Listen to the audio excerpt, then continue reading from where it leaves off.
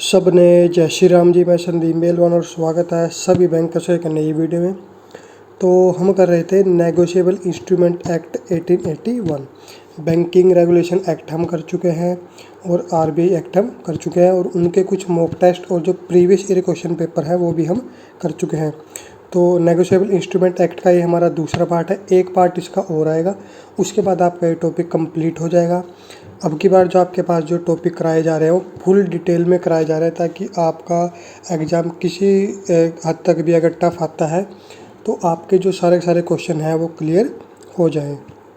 और अगर आप ये वीडियो मिस्टर मिसेज मेलवान चैनल पर देख रहे हो तो हमारा जो नया चैनल है मेलवान स्टडी, जिसका लिंक भी आपको डिस्क्रिप्शन में मिल जाएगा, वो एक डेडिकेटेड चैनल है जो एजुकेशन के लिए, जो कि हमने नया बनाया है। तो वहाँ पे जाके आप ये कंप्लीट वीडियो देख सकते हो, जिसका लिंक आपको डिस्क्रिप्शन में मिल जाएगा। तो चलिए शुरू करते हैं। तो नेक्स्ट इसमें हमारे पास है section 6 cheque. A bill of exchange drawn on a specific banker and not expressed to be a payable otherwise than on demand. It include the electronic image of a truncated check and a check in the electronic form। यानी कि section 6 में हमें check के बारे में बताया गया है। इससे पहले हमने प्रोमिजरी नोट और बिल ऑफ एक्सचेंज पढ़ लिया है। तो देखिए चेक क्या होता है। A bill of exchange drawn on a specified banker, यानी कि एक स्पेसिफिक बैंक के द्वारा या बैंक के लिए एक बिल ऑफ एक्सचेंज ड्रॉ किया जाता है। Not express to be payable, और जो पेबल का जो तरीका है उसका कि पेबल कब होगा वो ऑन डिमांड होता है। यानी कि जब चेक को लेकर आया जाएगा तब उसकी पेमेंट करनी होती है, ना कि उसका कोई मैच्योरिटी पीरियड नहीं होता कि उस डेट पे जाके वो पेमेंट करनी है। अगर होल्डर चेक लेके नहीं आएगा तो जो चेक है उसकी पेमेंट नहीं की जाती।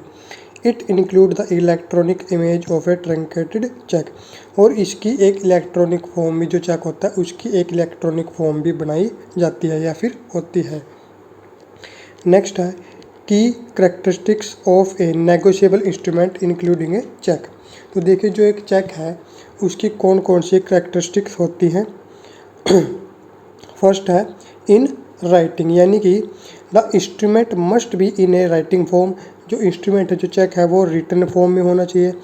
N oral promise is not a negotiable instrument. एक ओरल प्रोमिस यानी कि सिर्फ बोल दिया कि मैं आपको पे करूँगा, वो कोई भी नेगोशिएबल इंस्ट्रूमेंट नहीं माना जाता। सेकंड हमारे पास है अनकंडीशनल प्रोमिस और ऑर्डर, यानी कि जो प्रोमिस किया जा रहा है वो अनकंडीशनल होना चाहिए। It must contain N unconditional promise, जो कि प्रोमिजरी नोट के केस में होता है, और एन अनकंडीशनल ऑर्डर। और अनकंडीशनल ऑर्डर किस केस में होता है? चेक या फिर बिल ऑफ एक्सचेंज में। To pay a specific sum of money there should be no conditions attach to the payment. Third है सर्टेनिटी ऑफ सम, यानी कि the amount to be paid must be clearly stated and fixed, यानी कि जो amount पे किया जाएगा वो क्लियरली उसके ऊपर मेंशन होना चाहिए। इट कैन नॉट बी वोग और सब्जेक्ट टू एस्टिमेशन, यानी कि एस्टिमेशन या लमसम का अमाउंट नहीं होगा चेक पे, एक एग्जैक्ट अमाउंट होना चाहिए। ऐसा नहीं है कि मान लो 5600 देने थे तो आप उस पर लिख दो कि पे अराउंड 5050, ठीक है। तो ऐसा कोई भी अमाउंट नहीं होगा, एग्जैक्ट अमाउंट चेक के ऊपर लिखा जाता है। नेक्स्ट है साइन्ड बाय द मेकर और ड्रॉवर, यानी कि the person issuing the instrument, the drawer in the case of a cheque must sign it to validate it, यानी कि जो पर्सन चेक बनाएगा, जिसको हम मेकर या फिर ड्रॉवर बोल देंगे, उसको चेक के ऊपर साइन करना ज़रूरी है। उसके बिना वो वैलिडेट चेक नहीं होगा, नेगोशिएबल इंस्ट्रूमेंट नहीं होगा। नेक्स्ट है फिफ्थ पेएबल ऑन डिमांड और at a fixed determinable future time, यानी कि for cheques it's always payable on demand. जो चेक होते हैं वो पेएबल ऑन डिमांड होते हैं। Other negotiable instrument like promissory note और bill of exchange can be payable at a future date, यानी कि जो प्रोमिजरी नोट है, जो बिल ऑफ एक्सचेंज है, उनके ऊपर एक डेट डली होती है, उस डेट को मैच्योर हो जाते हैं। लेकिन जो चेक है वो पेबल ऑन डिमांड होता है। वैलिडिटी आपको पता है कि 3 महीने की होती है, तो 3 महीने के अंदर जब भी जो होल्डर है चेक को लेकर आएगा, यानी कि ऑन डिमांड उसकी पेमेंट की जाएगी। नेक्स्ट है 6 है ट्रांसफरेबिलिटी यानी कि negotiability. This is a core characteristics by delivering. तो बाय डिलीवरिंग में देखिए क्या होगा, if the instrument is payable to bearer ownership can be transferred by simply handing it over. यानी कि जो इंस्ट्रूमेंट है वो पेएबल टू बैरियर है, तो सिर्फ डिलीवरी करने से ही उसकी नेगोशिएशन हो जाती है, वो ट्रांसफ़र हो जाता है। और दूसरा केस हमारे पास क्या है, बाय एंडोर्समेंट एंड डिलीवरी। और एंडोर्समेंट और डिलीवरी की ज़रूरत कब पड़ेगी, if it's payable to order. अगर जो इंस्ट्रूमेंट है वो पेएबल टू ऑर्डर है तो उसके लिए डिलीवरी तो करनी ही होगी, साथ में it requires the payee's signature यानी कि endorsement on the back and delivery to the new holder.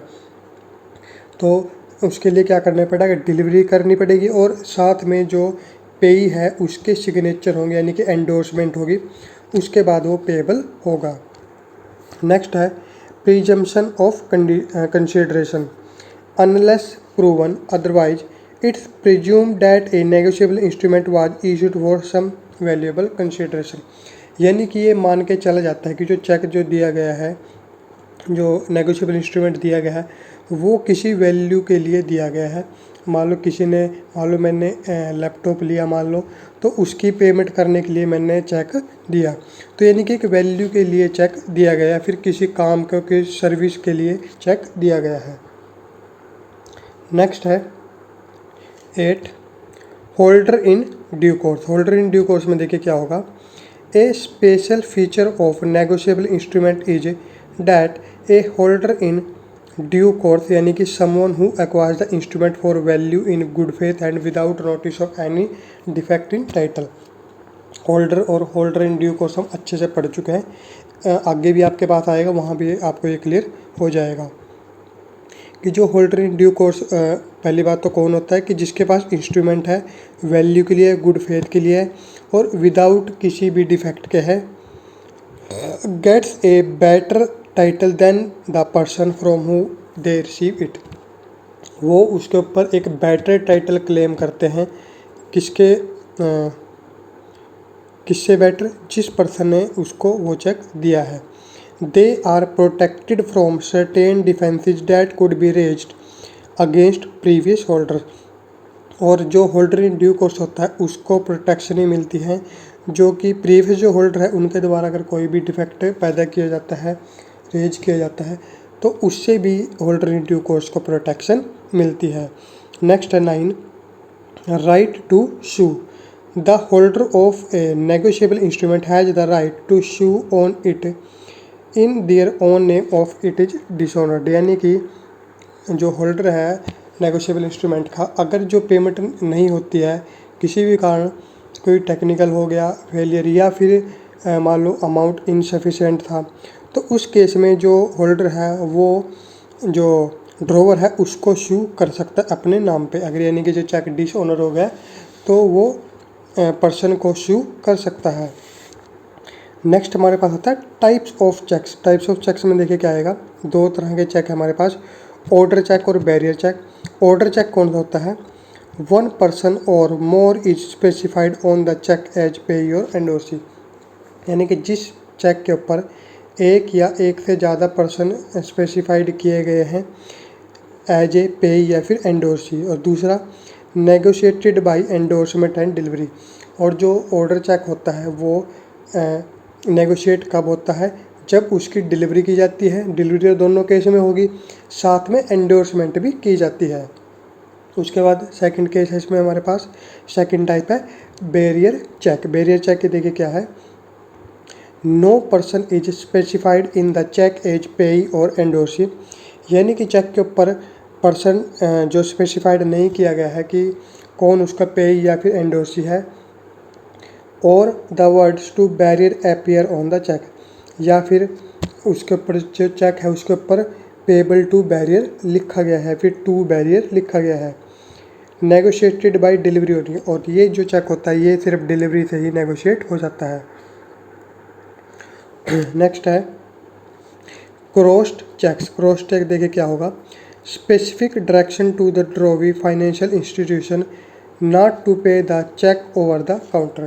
Cross cheque का मतलब क्या है, ये भी हम आगे जाके पढ़ेंगे कि क्रॉसिंग क्या होती है। इसमें क्या होगा देखिए, यहाँ पे हम पढ़ लेते हैं इसको। Specific direction to the drawee financial institution है कि जो चेक जो बैंक है जो उस चेक को पे कर रहा है, जो पेइंग बैंकर है, उसको डायरेक्शन दी जाती है कि ये जो चेक है वो पेएबल नहीं होगा ओवर द काउंटर, यानी कि कैश में उसको पे नहीं किया जाएगा। अगर मान लो 2000 रुपीज़ का चेक है तो उसको जो पेमेंट है वो कैश नहीं दी जाएगी, यानी कि वो जो चेक है वो अमाउंट में अकाउंट में पे होगा। नेक्स्ट है cheques drawn in different inks scripts and handwritings, यानी कि चेक जो है अगर उसके ऊपर अलग अलग इंक से लिखा गया है, अलग अलग लिखावट है या फिर अलग अलग हैंड राइटिंग है, तब देखिए क्या होगा, such cheques would be paid, ऐसे चेक को पे किया जाएगा। लेकिन कब, if otherwise in order and the paying bank is in position to read and understand the instructions of the drawer, यानी कि जो पेइंग बैंक है अगर वो पढ़ सकता है कि उसके ऊपर क्या लिखा गया है। डिफरेंट इंक में भी अगर लिखा गया, मान लो कोई पर्सन ब्लू से लिखना स्टार्ट किया और अगर मान लो पेन ख़त्म हो गया तो अब उसके बाद वो मान लो ब्लैक से भी लिख देता है, तो अगर जो पेइंग बैंक है उसको समझ में आ रहा है कि क्या लिखा हुआ है, उसको वो अच्छे से रीड कर सकता है, तो जो ऐसा जो चेक है वो पे किया जाता है। नेक्स्ट है चेक्स विदाउट डेट, यानी कि ऐसे चेक जो कि होल्डर के पास है जिसके ऊपर कोई डेट नहीं डली हुई है, तब क्या होगा देखिए, such cheques are to be return by the bank, ऐसे चेक जो रिटर्न कर दिए जाएंगे। A holder can complete an inchoate cheque, जो होल्डर है वो एक इनकोहेट यानी कि जो अधूरा चेक है उसको पूरा कर सकता है। पहली बात तो हमने क्या पढ़ी कि अगर जो चेक के ऊपर डेट नहीं डली हुई है तो वो पेएबल नहीं होगा, वो पे नहीं होगा। दूसरा, जो होल्डर है वो एक इनकोहेट चेक को कंप्लीट कर सकता है by filling in the date and take the payment of the cheque, यानी कि अगर डेट नहीं डली हुई है तो वो अपने हिसाब से डेट, करंट डेट या जो भी वो डेट डालना चाहे वो डेट डाल के वो पेमेंट ले सकता है। A cheque bearing a date being a holiday can be paid on the next working day, और अगर जो चेक है उसके ऊपर ऐसी डेट लिखी गई जिस डेट को कि हॉलीडे पड़ रहा है तो वो चेक नेक्स्ट डे को, नेक्स्ट वर्किंग डे को पेएबल होता है। नेक्स्ट हमारे पास चेक बियरिंग इम्पॉसिबल डेट, यानी कि ऐसा चेक जिसके ऊपर इम्पॉसिबल डेट है, जैसे कि अभी जून चल रहा है तो अगर किसी ने आपको चेक दिया है 31 जून का, अब 31 जून आएगी नहीं, ठीक है, यानी वो इम्पॉसिबल डेट है, तो देखिए उस केस में क्या होगा, a cheque bearing an impossible date means the cheque drawn with a date which never happens to exist, यानी कि ऐसी डेट जो कभी आती ही नहीं। फॉर एग्जाम्पल नवंबर 31 और February 30 which may be paid on November 30 and February 29 और 28 respectively as the case में भी, यानी कि अगर मान लो जून 31 का चेक दिया गया है तो वो जून 30 को पे किया जा सकता है। नेक्स्ट हमारे पास है एंटी डेटेड चेक, यानी कि an ante dated cheque is one which bears date period to the actual date of signing the cheque और opening of an account and it can be paid till it become a stale cheque, यानी कि ऐसा check जिसके ऊपर एक date डाली गई है, जब तक वो डेट नहीं आती तब तक वो पेएबल नहीं होगा, यानी कि डेट मान लो बाद की डालती तो चेक को कब पेएबल होगा, जब वो डेट आएगी। और कब तक पेएबल हो सकता है, जब तक कि वो स्टेल चेक नहीं बनता।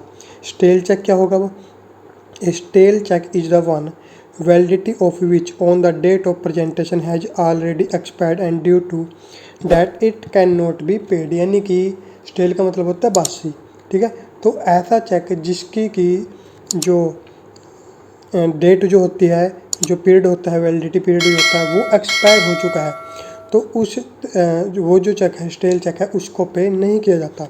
अब जो वैलिडिटी पीरियड है वो कितना होता है देखिए, validity period of a check.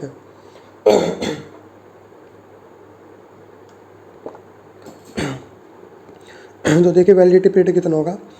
Section 138 of the negotiable instrument act states the cheque should be presented for payment within 6 month. यानी कि सेक्शन 138 में बोला गया है कि 6 महीने के अंदर पेमेंट होती है from the date on which it is drawn और within its validity whichever is earlier. However as per the RBI direction dated 4/11/2011 यानी कि 4/11/2011 को जो RBI की डायरेक्शन आई है under section 35 of banking regulation act with effect from 1/4/2012 cheques, demand draft and bankers cheques presented after 3 months from their date cannot be paid by the bank। यानी कि पहले जो वैलिडिटी थी वो 6 महीने थी, लेकिन 1/4/2012 से जो वैलिडिटी है चेक की वो 3 महीने कर दी गई है। नेक्स्ट है revalidation of cheque. After a cheque become stale, यानी कि जब जो चेक है वो स्टेल हो जाता है, यानी कि उसकी वैलिडिटी पीरियड एक्सपायर हो जाता है। इट कैन बी रीवैलिडेटेड, उसको रीवैलिडेट किया जा सकता है। And any number of times, कितनी भी बार उसको रीवैलिडेट किया जा सकता है। The fresh validity runs from the date of revalidation, और जो फ्रेश वैलिडिटी है जब उसको रीवैलिडेट किया जाएगा तब से उसकी वैलिडिटी स्टार्ट हो जाएगी दोबारा। नेक्स्ट है post dated cheque. The cheque which bears a date after the date on which it is drawn and the date has not fallen due till presentation is called a post dated cheque. यानी कि ऐसा check जिसकी जो पे की date अभी नहीं आई है उसे बोलते हैं post dated cheque. Such cheques becomes effective on the date mention on the body of the cheque. और ऐसे जो चेक है वो कब जो पेबल होंगे, जब जो उसके ऊपर डेट लिखी गई है वो डेट आएगी। The drawer of such a cheque can be issued by the holder after the mention date only. और जो होल्डर है, मान लो आज है 24, तो 24 को कोई चेक दिया गया है और उसके ऊपर जो डेट है वो 28 की है, 28 ऑफ जून। तो जो होल्डर